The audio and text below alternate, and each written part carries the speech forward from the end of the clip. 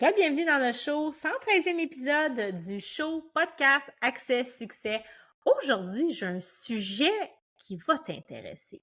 Le gatekeeper, le rôle que tu ignores mais qui peut sauver ton entreprise. Et je sais pas si c'est un concept que tu connais, mais après l'épisode d'aujourd'hui, si tu n'en as pas, tu vas en vouloir un, surtout si tu veux apprendre à mieux gérer ton emploi du temps. Donc, pourquoi est-ce que je vais te parler de gatekeeper? Ben, est-ce que tu as déjà eu une journée complète, là, mais vraiment une journée complète, sans rien, euh, sans avoir été dérangé? Tu sais, genre de journée que tu arrives à faire tout ce que tu avais prévu. Puis je suis sûre que tu m'écoutes puis tu dis « Ah, quoi? Non, ça se peut pas, Karine. » Je le sais, c'est la réalité de beaucoup d'entrepreneurs avec qui je travaille. Donc, aujourd'hui, je vais te parler d'un rôle qu'on néglige un peu trop souvent. Et c'est le rôle que tu veux avoir dans ton entreprise, celui de gatekeeper. Ça le dit, hein? C'est le gardien de ton temps. Donc, il garde la porte, il garde l'accès à toi. C'est une personne qui va filtrer avant que les gens puissent accéder à toi. Et là, quand tu as un gatekeeper, là, tu commences à être vraiment important dans ta business, OK? Donc, pourquoi est-ce que tu veux un gatekeeper? Parce que tu veux faire croire ton entreprise. Et pour ça, il faut que tu arrêtes d'être constamment sollicité, d'être constamment dérangé. Il faut que tu arrêtes de dire oui à tout. Alors, ça te prend un gatekeeper. Donc, aujourd'hui, dans l'épisode d'aujourd'hui, je vais t'expliquer en quoi un gatekeeper, c'est un actif et comment tu peux préserver ton temps le plus possible. C'est quoi véritablement un gatekeeper? Pourquoi cette stratégie-là est si importante et pourquoi tu en veux un? Je vais te donner des exemples concrets de ressources que tu peux mettre dans ton équipe pour s'occuper de protéger l'accès à toi, de ton temps et quelques conseils pour mettre ça en place. Donc, si tu me découvres pour la première fois, alors je me présente, je m'appelle Karine Roy, je suis coach d'affaires, j'aide les entrepreneurs à bâtir des équipes et des systèmes performants et je t'aide à sortir des opérations. Donc, juste avant qu'on commence, si tu me découvres pour la première fois, je t'invite à t'abonner à la chaîne et s'il te plaît, pour m'encourager, laisse-moi des commentaires, viens me poser des questions, ça me fait plaisir de vous lire, ça me fait plaisir de vous répondre et je commence dès maintenant. Et là, je vais commencer le sujet en te parlant du temps, hein, parce que le pour un leader, c'est l'actif le plus précieux. Et un gatekeeper, c'est celui qui va protéger, qui va préserver ton emploi du temps. Donc, le temps, c'est pas des tâches. Ton temps, en fait, à toi, ne sert pas à exécuter des tâches dans ton entreprise. Quand tu es rendu PDG, quand tu as une équipe qui s'occupe des choses, puis là, je sais qu'il y a plein d'autres petites affaires qu'on va pas aborder aujourd'hui, parce que ça peut être difficile pour toi de déléguer, de faire confiance. Là, j'ai plein de podcasts où je parle de ces sujets-là, mais là, je te parle de toi et de ton temps. Mais ta vraie job, ton vrai rôle, c'est de prendre des décisions stratégiques. C'est d'être le visionnaire de ton entreprise et de jouer, d'exercer ton rôle de leader et de ton leadership. Donc, qu'est-ce qui vole du temps? Parce que si on veut un gatekeeper, c'est qu'on se fait constamment déranger pour toutes sortes de raisons, bonnes ou moins bonnes. Donc, les voleurs de temps les plus fréquents qu'on va voir dans les entreprises, c'est des sollicitations qui sont non filtrées. Donc, tout le monde a accès à toi pour tout et pour rien. Puis 90% du temps, c'est pas pertinent, puis ça serait pas nécessaire que ce soit toi qui s'occupe de ça. Donc, on va parler peut-être d'employés, de clients, de fournisseurs. Puis peut-être que ça a fait un temps quand tu as commencé, puis c'était correct. Peut-être que tu vas vouloir garder ton accès à toi pour certains types de clients, mais tu ne peux pas offrir un accès direct à toi en tout temps. Et là, je veux mettre en garde, ça dépend évidemment où ce que tu es rendu dans ta business. Mais à partir du moment où tu as des superviseurs, tu as des gérants, tu as des chefs d'équipe, tu as des gens en responsabilité qui te soutiennent dans ta gestion, ces gens-là devraient être tes filtres, devraient être les personnes à qui tes employés se réfèrent et ils ne devraient pas avoir un accès direct à toi tout le temps. Ensuite, ce que ça va te permettre de temps, c'est de gérer des crises qui auraient pu être évitées. Autrement dit, tu n'es pas toujours pris à être le pompier de service. De se faire voler du temps, de se faire déranger constamment, ça fait qu'on perd le fil de ce qu'on est en train de faire, ça peut nous prendre du temps avant de se remettre dedans. Et ça crée une surcharge, une fatigue et ça fait que tu perds ton focus puis ça peut même aller jusqu'à des pertes financières.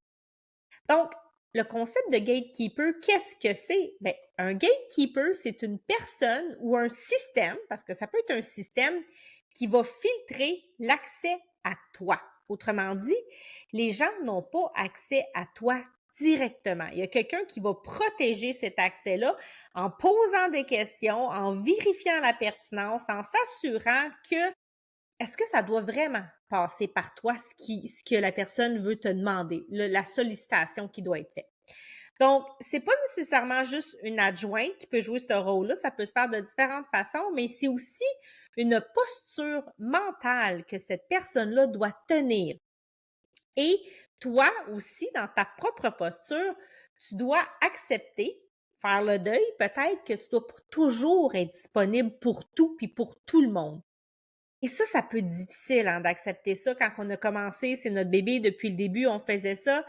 Là, tu vas arriver à un stade dans ton entreprise où un moment donné, tu ne peux plus te rendre accessible à tout le monde, sinon tu vas brûler vivant là-dedans. Là. OK?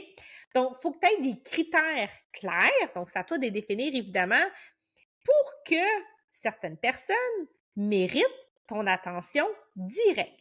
Ben oui, on va s'asseoir sur la chaise, on va se dire les vraies affaires. Tu es en train de prendre un step de plus, puis tu es en train de prendre la hauteur. Ça fait pas, tu n'es pas obligé d'être snob puis pincé, mais il faut que tu acceptes que si tu ne gères pas ton emploi du temps, si tu ne dis pas non à certaines personnes, ben c'est un privilège. Rendu ce que tu es rendu, ça devient un privilège. Ça ne fait pas de toi une personne qui n'est pas humaine. Il faut juste que tu mettes certaines limites et un cadre. Donc, c'est ça, un gatekeeper. Maintenant, pourquoi c'est stratégique d'en avoir un? Puis, tu sais, rendu là, c'est que tu veux vraiment protéger ton focus parce que les distractions, ça fait que tu n'avances pas, tu perds ta vision stratégique et ça fait que ton équipe aussi ou les gens qui vont constamment te solliciter ne gagnent jamais en autonomie. Donc, tu veux aussi que ton équipe puisse éventuellement trouver ses propres solutions, se référer aux bonnes personnes quand elles doivent le faire, les personnes que tu as mis en place exprès pour ça. Donc, si tout passe par toi, puis que ça passe pas par les personnes que tu as mis en responsabilité, ben, tu n'as réglé aucun problème. Donc, cette structure-là, il faut que tu lui permettes d'exister. Il faut que tu soutiennes tes leaders pour qu'ils prennent en charge ces gens-là. Et il faut que tu préserves ton énergie et ton temps. Donc, on veut protéger son focus, on veut avoir moins de distractions pour avoir plus de précision alignée, pour être encore plus concentré sur ce qu'on a à faire. Et ton travail est amené à changer, bien sûr, parce que tu n'es plus l'opérateur. Donc, ta façon de travailler est différente. Elle est beaucoup plus stratégique, elle est beaucoup plus réfléchie. Tu es dans les stratégies, donc il n'y a rien de mal à ça. Il faut assumer ça. On veut responsabiliser l'équipe, donc on veut les rediriger vers les bonnes ressources. Ça peut être des ressources au travers des processus, des choses que tu as mis en place et ou des chefs d'équipe, des superviseurs qui sont là pour soutenir. On veut aussi filtrer les priorités, hein, parce que tout le monde a ses priorités dans leur rôle respectif, dans les tâches qu'ils ont à accomplir. Puis c'est correct, ils jouent leur rôle dans ton entreprise, mais leur priorité n'est pas nécessairement la tienne. Et c'est ça qu'il faut que tu comprennes, c'est que toi, ta priorité, c'est de rester à un niveau stratégique et t'assurer que tout le monde joue bien son rôle. Donc, tout le monde va penser que leur problème est plus urgent, plus important. Et à quelque part, dans ce qu'ils ont à accomplir comme responsabilité, oui, c'est vrai que c'est important. Oui, c'est vrai que c'est urgent pour eux autres. Ça ne veut pas dire que c'est toi la meilleure ressource pour les aider. Ça a peut-être déjà été le cas, ce n'est plus le cas. Donc, le gatekeeper, excuse-moi, la stratégie d'un gatekeeper va servir à ça. Et l'autre élément humain qu'il faut que tu prennes en considération, parce que je le vois tellement avec les entrepreneurs avec qui je travaille, sont brûlés, sont fatigués, ils travaillent des heures de fou, c'est pour prévenir ton épuisement. Donc, chaque interruption te coûte du temps mental et tu veux préserver ça. Donc, le plus dur, là, c'est pas de trouver la ressource puis de le mettre le gatekeeper. Le plus dur, c'est de te regarder puis c'est vraiment d'apprendre à dire non. C'est vraiment de couper parce qu'on veut des fois la garder, cette proximité-là. Puis c'est un geste qui est humain puis je le comprends. Et ça veut pas dire de pas rester proximal de ses équipes. Ça veut juste dire qu'on peut pas l'être 50 fois par jour à tous les jours pour tout le monde. Et c'est là où vous devez apprendre à doser ça. Donc, concrètement, à quoi ça peut ressembler un gatekeeper dans ton entreprise? Bien, ça peut être une adjointe. Hein? Ça peut être une adjointe qui va filtrer les appels, qui va filtrer les courriels, qui peut rediriger vers les bonnes personnes. Ça peut être une adjointe qui va organiser ton agenda selon tes priorités stratégiques. Ça peut être quelqu'un qui va te bloquer des blocs de travail, de focus. Puis je dis adjointe, ça peut être aussi un autre type de ressource, là, comme une coordonnatrice ou un superviseur. Bref, c'est à toi de trouver la meilleure ressource, mais un bras droit qui va être un vrai allié, Un bon chien de garde, là, tu sais, un gatekeeper, c'est ça que c'est, là. C'est un chien de garde. Je le dis, là, c'est vulgarisé, mais un peu, c'est ça. Ensuite, un système de gatekeeping, donc si c'est pas une ressource, tu peux penser à mettre en place des systèmes.